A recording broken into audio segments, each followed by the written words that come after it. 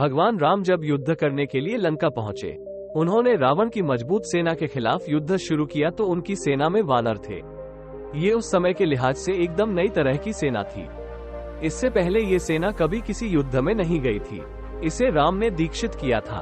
रावण की सेना के खिलाफ वानर सेना बहादुरी से लड़ी। युद्ध में जीत के बाद ये लंबी चौड़ी सेना कहाँ चली गई, उसका कोई जिक्र क्यों नहीं मिलता। वाल्मीकि रामायण के अनुसार श्री राम रावण युद्ध में वानर सेना की महत्वपूर्ण भूमिका थी।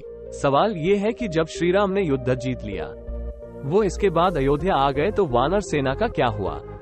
इस वानर सेना का नेतृत्व करने वाले उस समय के महान योद्धा सुग्रीव और अंगद का क्या हुआ।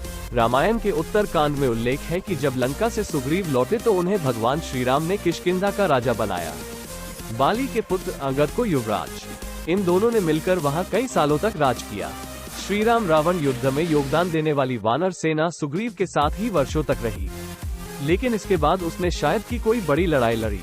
हालांकि इस वानर सेना में अहम पदों पर रहे सभी लोग किष्किंधा में अहम जिम्मेदारियों में जरूर रहे।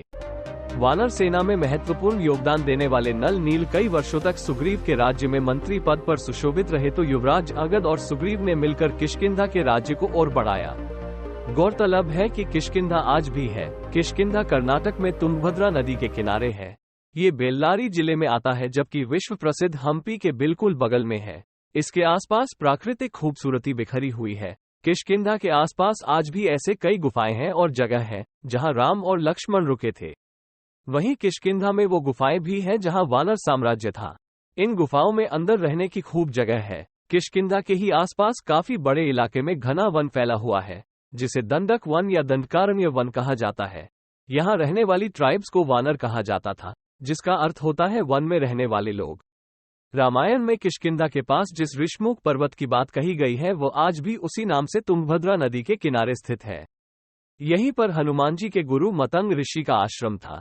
जब ये पक्का हो गया कि सीता को रावण ने कैद करके लंका में रखा हुआ है तो आनन फानन में श्रीराम ने हनुमान और सुग्रीव की मदद से वानर सेना का गठन किया।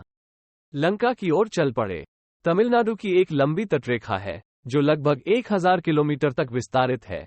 कोडिकरई समुद्र तट वेलांकनी के दक्षिण में स्थित है, जो पूर्व में बंगाल की खाड़ी और दक्षिण में पाल्क स्ट्रेट से घिरा हुआ है। यहाँ श्रीराम की सेना ने पड़ाव डाला। श्रीराम ने अपनी सेना को कोडिकरई में इकट्ठा करके सलाह मंत्रणा की।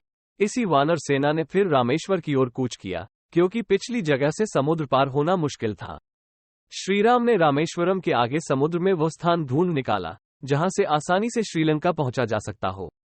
इसके बाद विश्वकर्मा के पुत्र नल और नील की मदद से वानरों ने पुल बनाना शुरू कर दिया। वानर सेना में वानरों के अलग अलग झुंड थे। हर झुंड का एक सेनापति था, जिसे यूथपति कहा जाता था। यूथ अर्थात झुंड। लंका पर चढ़ाई के लिए सुग्रीव ने ही वानर तथा ऋष सेना का प्रबंध किया। बताया जाता है कि ये वानर सेना जुटाई गई थी। ये संख्या में करीब 1 लाख के आसपास थी। ये सेना राम के कुशल प्रबंधन और संगठन का परिणाम थी।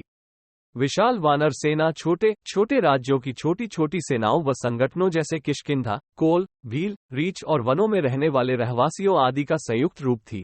माना जाता है कि लंका विजय के बाद ये विशाल वानर सेना फिर अपने अपने राज्यों के अधीन हो गई, क्योंकि अयोध्या की राजसभा में राम ने राज्याभिषेक के बाद लंका और किष्किंधा आदि राज्यों को अयोध्या के अधीन करने के प्रस्ताव को ठुकरा दिया था। ये वानर सेना राम के राज्याभिषेक में अयोध्या भी आई, फिर वापस लौट गई।